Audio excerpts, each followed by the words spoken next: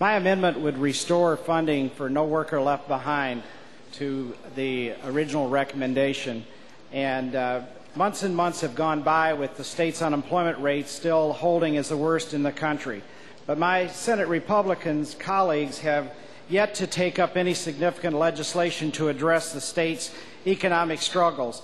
They refuse to take up bills like Hire Michigan First, which would place a hiring preference on Michigan workers for state-funded projects, and continue to ignore legislation that would extend unemployment benefits to workers in state-approved training programs. And by cutting funding for No Worker Left Behind in the Department of Energy, Labor, and Economic Growth budget today, Senate Republicans are again turning their backs on displaced workers who need the state's help the most.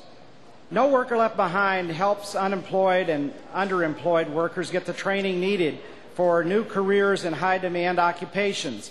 It helps cover tuition costs as well as other expenses for up to 2 years of training for those that qualify.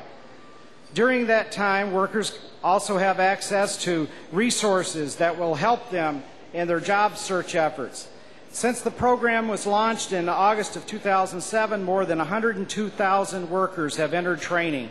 And the most recent data available shows that 72% of workers who have completed training during the program or through the program have obtained jobs. As Michigan continues to have the highest unemployment rate in the nation, we need to do everything we can to support our displaced workers and get them back on the job. If our state is to compete in this new knowledge-based economy, we need to fund successful programs such as No Worker Left Behind that directly contribute to a highly skilled workforce and help make Michigan an attractive place to do business. Instead, folks on the other side of the aisle are continuing their short-sightedness, and Michigan workers are paying the price.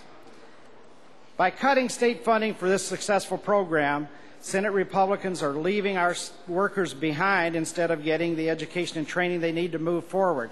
I would remind everyone that last week we had two folks that were here that have been able to get into the program and are success stories. And I think we, as a Senate and as leaders in this state, need to continue supporting those folks that are unemployed and underemployed. Thank you, and I'd ask for my comments to be in the Journal.